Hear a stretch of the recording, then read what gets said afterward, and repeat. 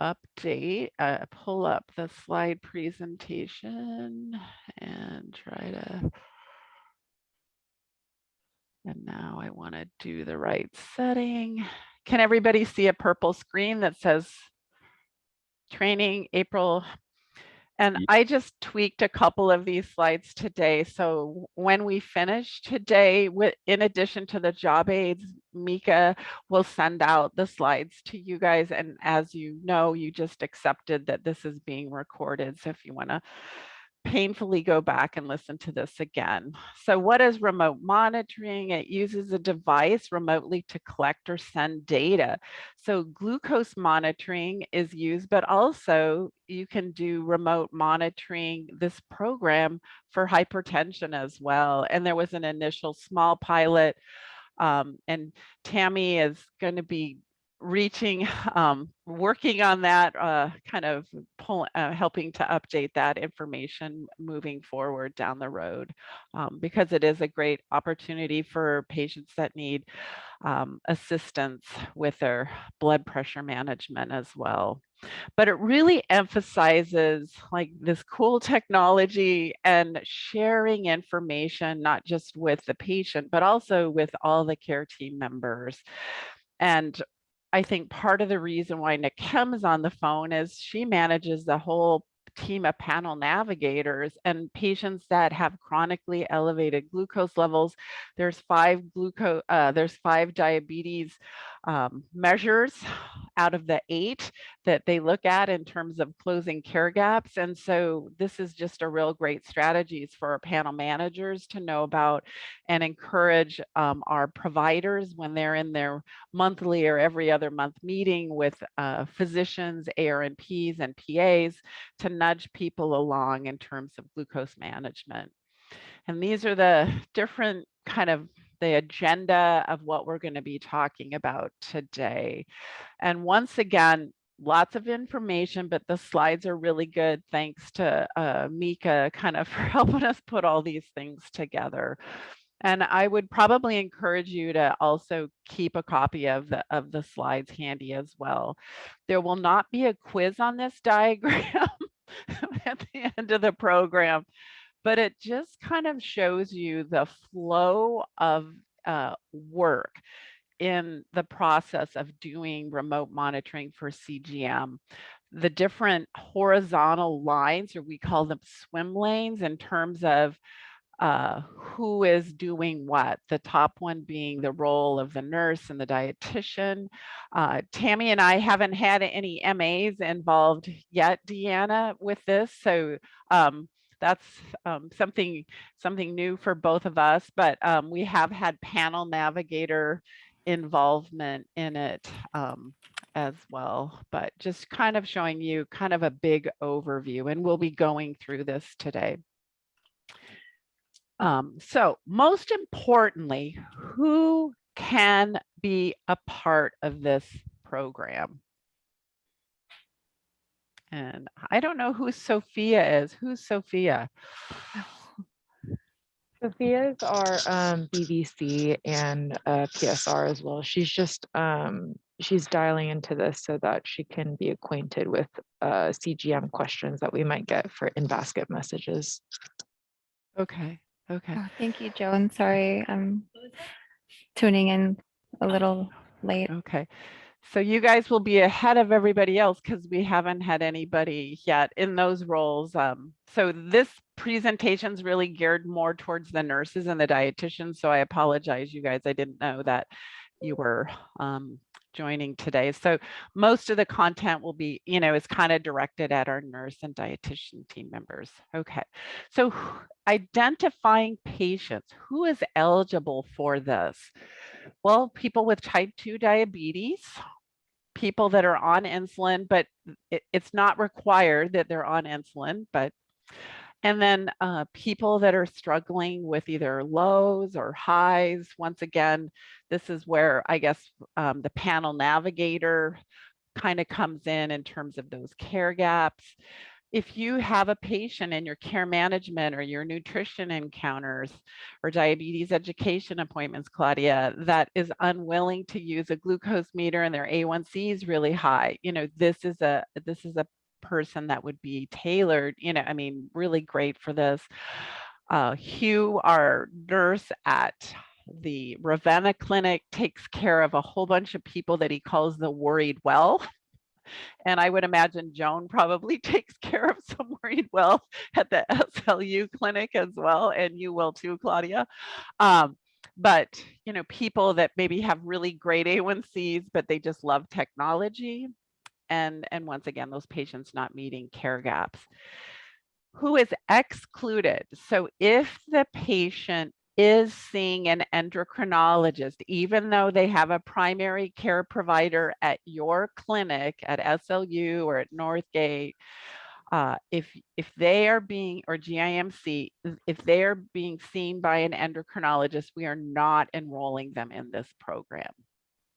Pediatric patients, pregnant patients. I know at Northgate and SLU, you guys have pregnant patients. You can certainly work with patients on CGM, but they're not part of remote monitoring. And then people with type 1 diabetes. Okay.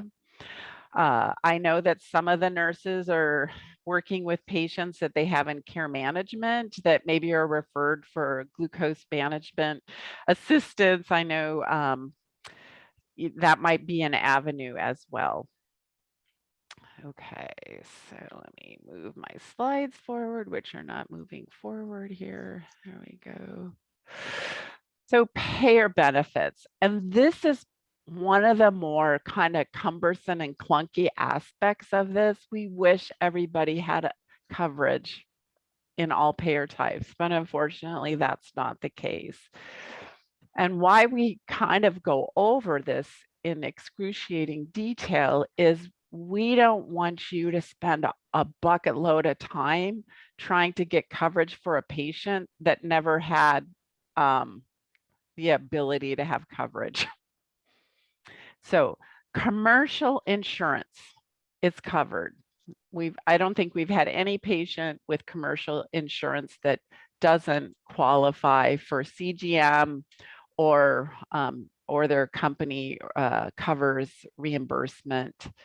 I think there was one patient at the Woodinville Clinic whose commercial payer did not cover the remote monitoring. The commercial insurance covered the CGM, but they just didn't cover the remote monitoring program.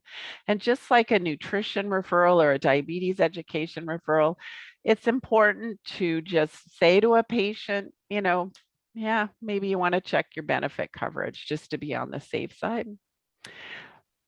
Medicare. The patient with Medicare insurance has to be taking 3 or more doses of insulin per day.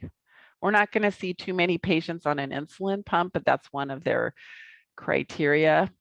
But Medicare, just important, file it away, 3 or more doses of insulin a day. So basal bolus insulin therapy, 2 shots of glargine a day does not meet this criteria, okay? And Medicaid has to be on 3 or more doses of insulin a day or an insulin pump. And they must be checking their blood sugar 4 times a day. And you're gonna have to submit glucose logs with that patient. So if you look at this slide, easy for commercial, a little bit more cumbersome for Medicare, and Medicaid is pretty difficult. So as you are getting these referrals from your providers, because if you think it's hard for you to remember if the provider is talking to the patient about it, sometimes they're just so excited about this, they start referring everybody and they might not qualify. And once again, as you'll see with Medicare, we have to fill out something called durable medical equipment paperwork. So we don't want you spending a whole bunch of time on a Medicare patient doing that when they're only on metformin. Okay. Any questions about that? I'll just pause. Okay. Now we have some patients that have Medicare or Medicaid and they want to have it. So there is an option to self-pay. We send the referrals, we send the equipment to the big box local pharmacy, their Rite Aid, their Bartell's, their Costco pharmacy. And these patients have an option to self-pay. They can call customer service at Libre, and we've got the number here. And this is why it's nice to have this stuff printed out. They can call customer service and get a voucher number that lowers the cost to about $35 a sensor or $70 a month, because each sensor lasts 2 weeks. So it's about $70 if they're cash paying. And some people are willing to do that. We also ask the pharmacist another approach to run the Libre 2 prescription through GoodRx as their primary benefit coverage, and that often can reduce the cost down to the voucher cost. Any questions on self-pay? Okay. So in terms of enrollment and consent, the provider in the context of their appointment, or if they have a little note in their schedule that says RPM CGM question mark that maybe the panel navigator put there, the provider discusses this program. They've had training on this at all your clinics, and they need to consent the patient. They need to consent the patient either in that telemedicine visit, in the personal encounter, in-person visit, or they can do it over the phone. And when you get the referral for the remote monitoring CGM, one of the first things after you're looking at the insurance coverage will be, did the provider do the consent? Because we can't consent, the provider needs to consent, and the consent needs to be interactive. They can't do it via a my chart back and forth messaging. What Hugh's done a couple of times at the Ravenna clinic, he'll let the provider know, hey, thanks for the referral. The patient's insurance covers this, and but you didn't consent them.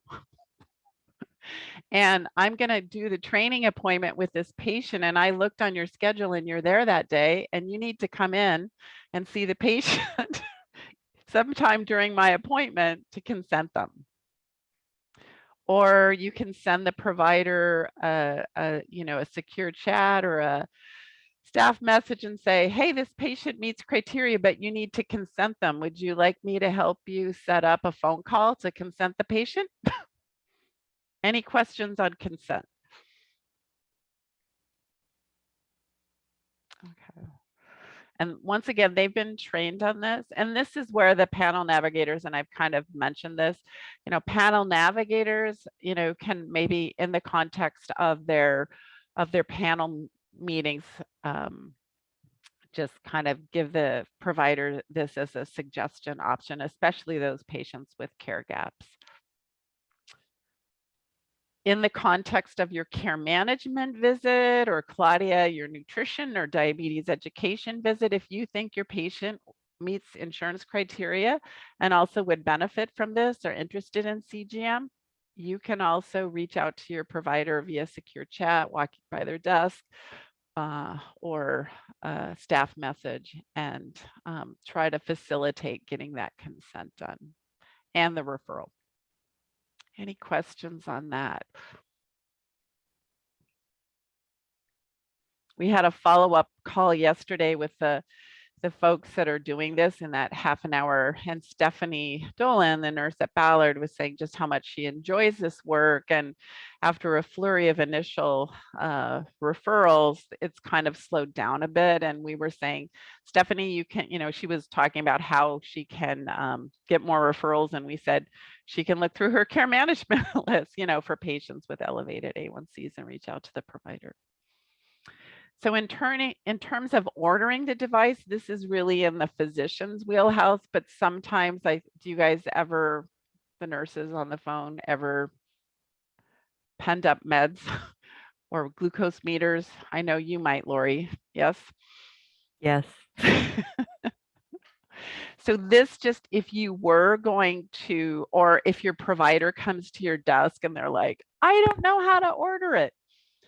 If you have your handy little guide here, you could say, what kind of insurance, Dr. Smith, does your patient have? Commercial, send it to the big box pharmacy. Medicare, got to do the DME. Medicaid, order it like a prescription at the big box and it will likely need a PA. And then self-pay. So these are the things that that you just might need to coach your providers on, especially in the beginning. If a patient does not want to use their smartphone, there's an app that goes with this technology. You'll just need to make sure if you get that referral from the provider and you're checking to see, does the insurance kind of work? Does the patient have consent? The other thing you might want to know is if the provider had a conversation with the patient about, are they going to use the app or the reader? Because a patient that doesn't have a smartphone will need to have a prescription for a reader as well. Any questions on that?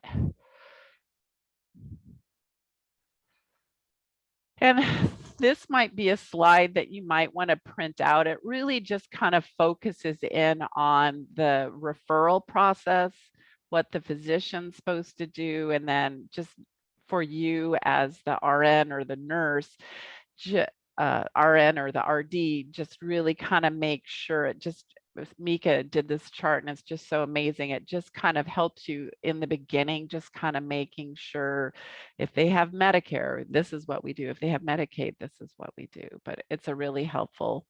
And once again, take advantage of your color printer at your clinic. Okay. So you've got the patient enrolled, they've been, the referrals there, the consent's been done. You're calling the patient to schedule their first appointment. You want to remind them to bring their sensor. You want to remind them to bring their smartphone and their reader if they're using a reader. That intro meeting, you're going to kind of, once again, kind of review the program and how it works. You're going to help them set up the device. And what we found, and Lori, you can probably chime in here too, and maybe Claudia, we often see patients that have a CGM prescription. They're so excited they start it before their device training visit. Lori, do you see that a lot? Yep. Yeah, but what we want to do, you can't remote monitor unless you connect the patient to the LibreView portal at your clinic. And I sent each one of you a Word document, and GIMC needs to update. I guess they're not on the phone. They need to send us what their LibreView account is. So, but that part of the device training is making sure that you go into the LibreView account, you find out what the patient's preferred email address is, and be it they're using an app or the reader, you're going to send them the invitation to join your LibreView account, because that's where you're going to retrieve these data reports. So also at that meeting, depending on how much time you have, might review their medical history, their lifestyle, their habits, kind of discuss a plan, and then follow up. So that intro meeting, what some of the nurses and dietitians are finding is they might actually have the device set up as the first one, getting them the information on the LibreView, some information about wearing it, bathing it, changing it, going through TSA, things like that. But they might do a lot more patient education in that second visit, because it might take an hour just to do the device training and the LibreView account stuff. There is a smart phrase. Mika has a nice chart at the end of the slide deck and also in your job aid that shows you the smart phrases, what all of them are, so you can start learning what they are, so you can use them to populate your encounters. The RNs use a clinical support visit for this first appointment. And Claudia, I'm not sure what you use at GIMC, but the dietitians, when you're working in the neighborhood clinics, use a new appointment if it's a new visit with a patient. Yeah, we use a new appointment as well. Yeah. Oh, great. Whew, Yeah. good. Just a little different depending on the type of provider you are. Any questions on the first visit? Okay. This is just a screenshot just to show you the what the first note template, when you use that smart phrase, this is what's going to blow in. And once again, you don't have to fill it all out. You just fill out the part that you're covering with the patient that day. The cool thing about us being part of this remote monitoring is that nobody builds beautiful notes like this for dietitians and nurses. But if you have physicians that are involved in the program, you get amazing IT support that builds these really beautiful. So thanks to Crystal and the telehealth team for helping to build these for all the team members. So you've done your training, and now you're going to talk to that patient about their first follow-up visit. And I see a question in the text. Okay. So a patient has to wear the sensor for 3 days in order to bill for this. So if you pull the report and there's 1 day's worth of data on it, you would just say, you would follow up by phone or e-care or something with the patient and just say, Mr. Jones, do you need some help on getting that sensor to stick on your arm? But you have to have 72 hours in order to have the physician bill for interpretation. Part of this remote monitoring is you as a nurse or dietitian are gathering the information. You're going to be looking at it for information about lifestyle behaviors. For those of you that have done the diabetes competency, you might be able to make some insulin adjustments or dose adjustments or increase their metformin.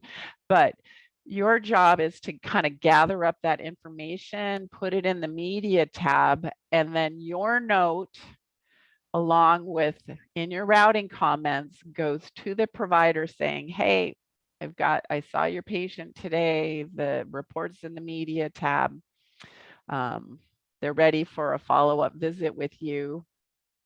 Either they can do it by phone call, telephone, e-care. And so when you're working with your patient at that first visit, you're going to be telling them that you're going to be reaching out to them in probably 1 or 2 weeks to see how things are going. And you're going to say here in 1A, if your patient's using a reader, you're going to say, hey, as we talked about, please upload your information to the patient portal. They might need some help with that. And they get their data uploaded. And then once it's uploaded, you can access it and pull the report out. And once again, if the patient's unable to do that, you might need to do some coaching. Hugh has one patient at the Ravenna clinic that's elderly and just can't figure it out. And they come to the clinic and he uploads the information to the LibreView account. For an app using patient, if they've accepted the invitation from your clinic, it's really easy. You just sit down at the computer, you log into LibreView, and you pull the report. So it's pretty cool when a patient is using the app. And so that's why it's so important at that first device training setup appointment that that app gets set up. Any questions about this visit? Okay. I'm trying to move my slides forward again. Okay. This is a job aid about entering the data into Epic. Once again, you're just going to have to do this a couple of times, but it's just reminding you about how to get into the LibreView account. It's telling you when you name your file, it's giving you a naming convention, last name, first name, Libre, report, and the date. In these follow-up visits, it says you can schedule it telemedicine or phone or in person for patients unable to upload the data. You will use the name of this visit when you're choosing an encounter type as patient outreach. And Claudia, the next time you schedule an appointment, you'll have to look and see if you have that visit type. And if you don't, we'll add it, or we can check that when you do your onboarding.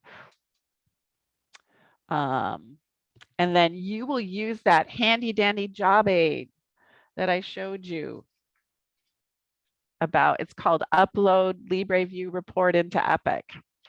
You're going to use that. You're going to have it at your desk and you're going to go screenshot by screenshot, and it will be really easy, hopefully.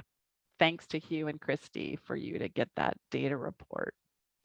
Once again, you're going to look at that report, make some recommendations. You're going to send your patient outreach encounter to that provider. Okay. The other thing that's kind of gnarly about this, there's the screenshot. There's a flow sheet. Are you guys familiar with flow sheets? This is a screenshot of what an Epic chart looks like. And you see how it says flow sheets. If you don't see that, you can make it a favorite. There's a diabetes MA note in there. And what they're going to ask you to do once you create the report and you're sending it to the doctor, they're going to ask you to update the flow sheet with the GMI, the time in range, and the time below range. And what's kind of cool about this is if we're looking at how well this program is working, if you put stuff in a flow sheet, you can extract it in terms of mining data. How well is this program going in the future? Have you guys ever used flow sheets before? Joan? Yeah, Lori? Yes. Yeah. Claudia, what about you? Yeah, definitely. Okay. So it's pretty easy. This is the follow-up visit. Once again, when that patient comes back in a week or two and you're following up, this is the smart phrase text that you type in your note, and it blows in this data in this template.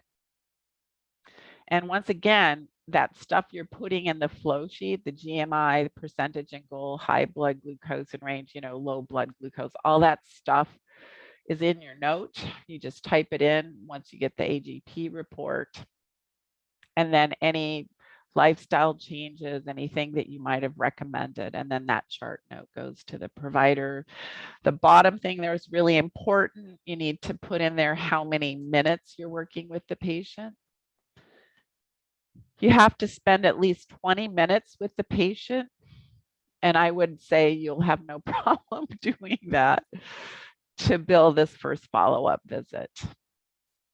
So you can do one, visit type of this, and you can do another second follow-up visit that is 20 minutes in a month. You can definitely reach out to the patient again for the third time in the month, but you can't bill for it. You can just bill to follow-up encounters each month. Any questions on that? Okay. So on the provider side, this is just some information for you to know. The provider is going to look at your patient outreach encounter that you've sent over. They're going to have that report in the media tab, and they are going to use this dot phrase in terms of evaluating the information that you sent. And they might then contact the patient themselves in an in-person, telemedicine, phone, or my chart message. They might send it back to you and say, Joan, follow up with Mr. Smith, tell him to increase his insulin by 2 units or something like that. So, okay. Any questions about that? Okay. So these are just the AGP reports. This is what you're creating when you go to LibreView and you have invited the patient, you see them in the LibreView account. You can go in and create this PDF. And once again, this is all in the job aids for you. And what we want is that time in range, time below range. We definitely want to see that. Over here, I should say it's really important when you're doing your work, the first thing, because remember, how many hours of or days do you have to have in the report to be able to bill for it? Quiz time. 72. Yep. So if you look over here, this patient had 28 days worth of data. But if they only had 1 day, that's something where you would have to, once you pull that information up, connect back to the patient and say, hey, what's going on? Do you need some help? Did it fall off? Okay. And then these are just some of the, and I think all of you are familiar with these that are on the call today. This is a handy dandy little chart. This is in your RPM job aid as well.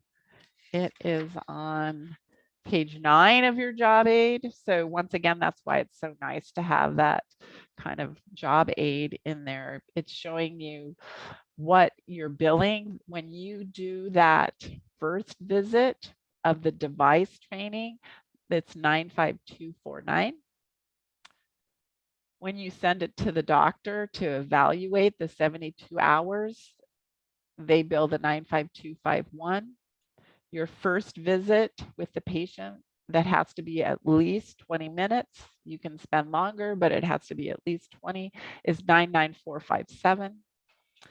And then the additional one, if you have a second appointment in that month, is the 99458. And Hey, Allison, can I ask you a quick question about the billing codes? So, are the 95249, is that specific to CGM? Like, is that related to the placement? Yep. Versus the device. Okay. And then the 99457 and 458, are those more generic? Meaning like maybe this is an offline conversation, can that be used for other types of phone call appointments, or is it specific to CGM? I think it's not specific to CGM, but it's specific to remote monitoring. So if you're monitoring somebody's blood pressure, yes.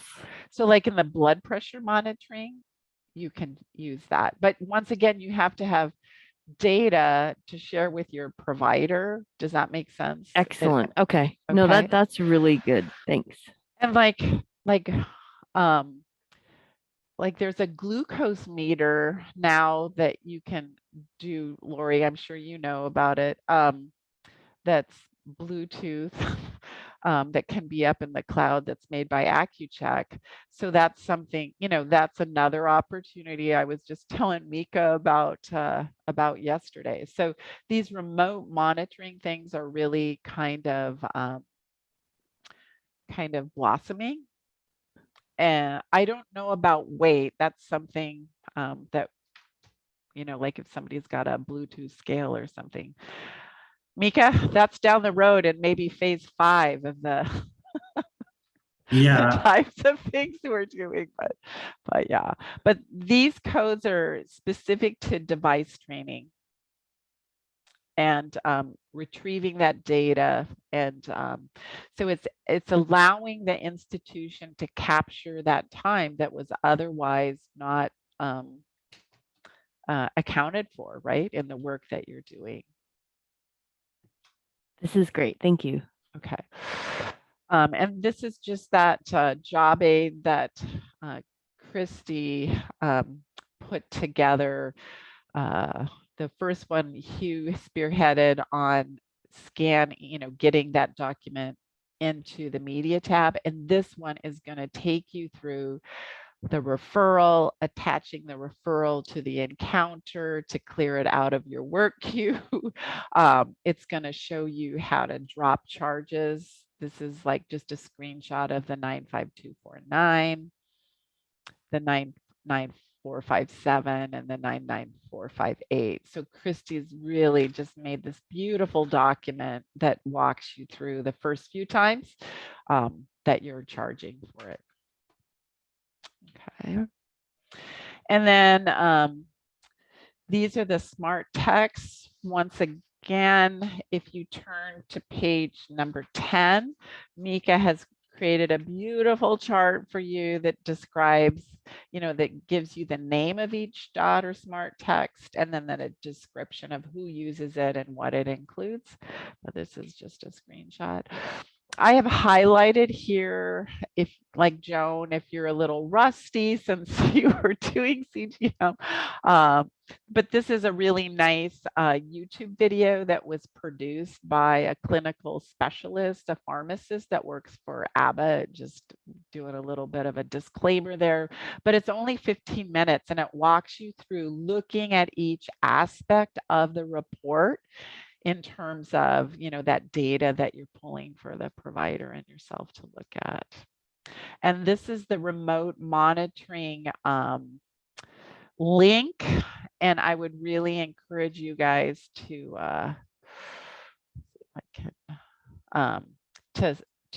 make that a favorite on your computer. Oh, and Mika, are you gonna send out the post-deployment 30-minute? We'll send you a list of people that should be added to that check-in. That would be great. I think few of the participants of this training are already added, but I don't think everybody is. Okay. Yeah. Okay. Tammy and I'll come up with a list just to make sure you double check that the folks that have attended the training are on it. Okay. These are the job aids. Once again, they're listed on the website. And this is just, you guys are in this SLU phase 2 GIMC. I guess it's not Federal Way, is it, Mika? No, unfortunately, this is a very old slide, and I apologize for that. I missed it when I was updating them today, so I'll get that. Maybe you can look at the tiers when I send you the updated version. So, and Libre View, and then some hands-on. What we did in the last trial is we got some Libre sensors for staff to actually wear. Joan, have you worn one ever before? No, I haven't. Would you like to wear one? Sure. Lori, how about you? I could wear one again. Yeah. Okay. And Claudia? Yeah, I have worn multiple different ones in the past. I even wore a pump in the past just to kind of see. Yeah. Would you like us to order one up for you? Sure, to wear? Yeah. And then what's kind of cool, if you haven't done it before, you can put the app in, and sync it up. There is in your job aid, in that handout, there is a link in your job aid. I believe it's on page number 2. Let's see here. Well, the DME form, let's see. On page number 4 of your job aid, there is a smartphone compatibility link in that job aid. So it'll tell you what version of iPhone you need to have or the Android. I don't think it works with Galaxy. So those are important questions to kind of ask your patient, to kind of see what, if they have a new phone. But there's a lot of older people, myself included. I think I'm on my 4th year of my smartphone.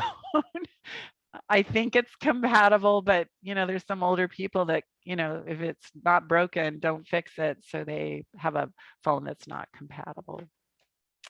So anyways, and I guess now's your time to ask questions or have your head explode or whatever.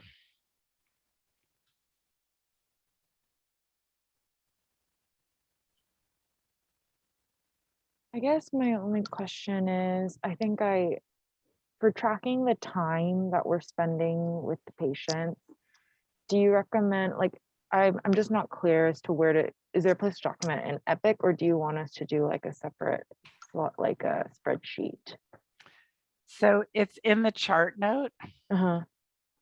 So I'll show you. Good question. I'll go back. Can you see my screen? Yep. Okay. I gotta go to.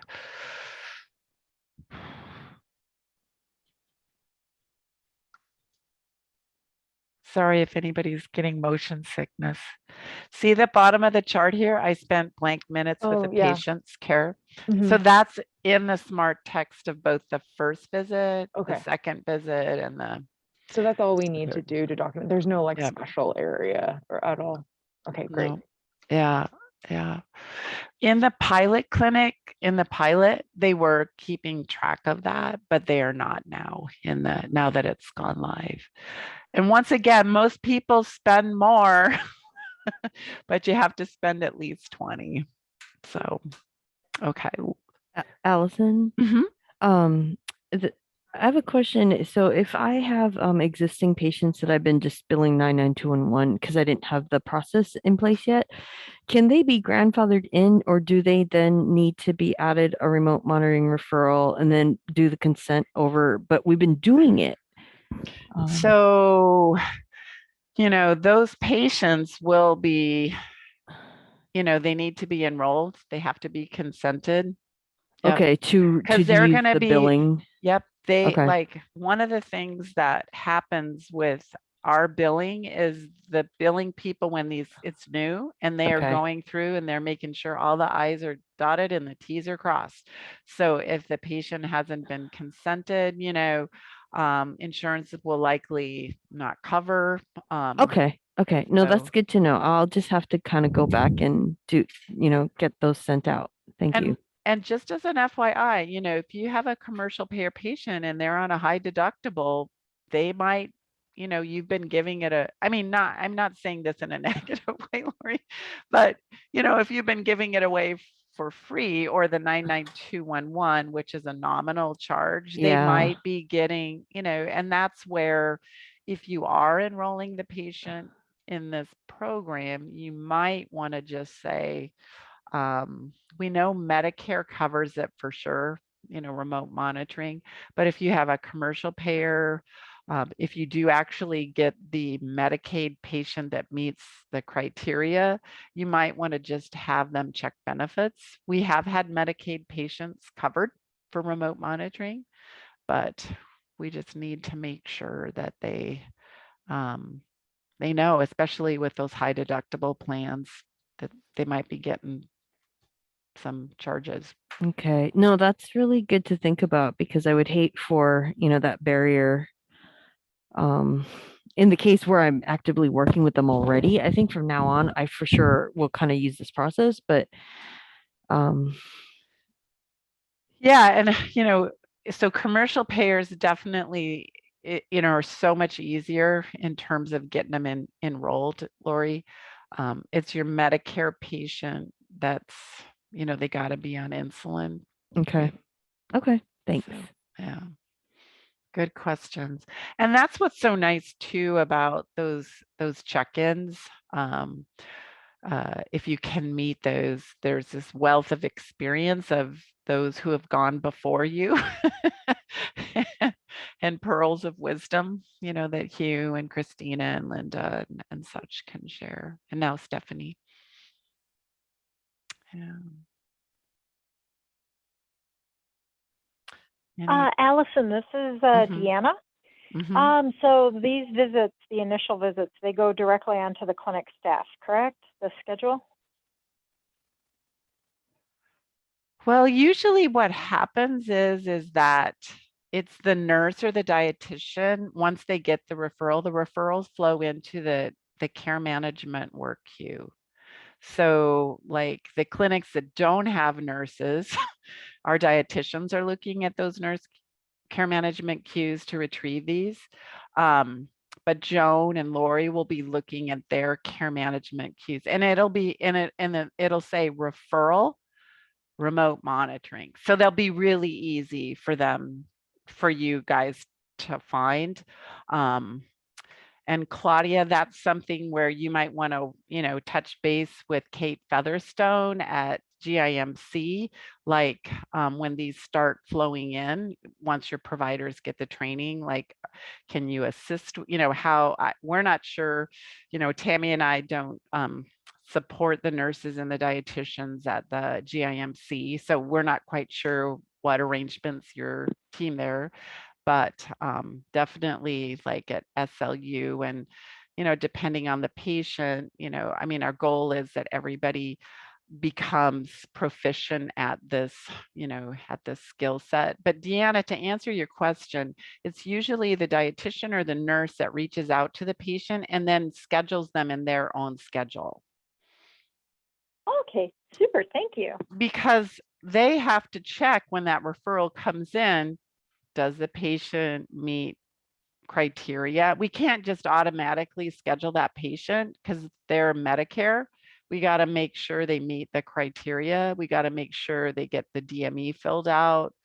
And sometimes that can take several weeks to get it filled out for the DME to deliver the equipment, because we don't want to schedule a training for a patient until the patient has their equipment. So this tends to be driven more by, the nurse and the dietitian outreach. So that's where, Tammy and I just hadn't had any clinic MAs or BVCs, because that's kind of the workflow process that's been set up so far. So, okay. Yeah. Thank you. I appreciate it. Yeah. So that referral is going to sit in Joan's queue until she reaches out to the patient, and she's going to be asked, she has to make sure the patient's consented, before they have to have their equipment. So, yeah. So, and that's where, it's a little bit more work for the, for the nurse and the dietitian team members just initially in the setup. And I'm not sure how clinics divide and conquer the workflow. So, and Joan, that's where, like working with Claudia once she starts, because she's done a lot of CGM in the past. Europe is like 2 or 3 years ahead of us in terms of technology and FDA approval. Laura, you kind of know that too, right? From following diabetes stuff. Yeah. That Europe usually gets it and then the US gets it 2 years later. So, yeah. Anyways. Any more questions? Lori? No, I think this is really helpful and I'm excited to try it. Yeah, Lori, it might be a little hard for patients that you've been doing this already on. I know. I feel like I have to just start fresh, especially, and as you're talking, I was checking the queue and I'm still getting it through like diabetes ed and please help start CGM. So I think it's going to be a retraining, and that's, I'm really glad we have that meeting next week. So, Mika, can you stop recording now? Is that okay?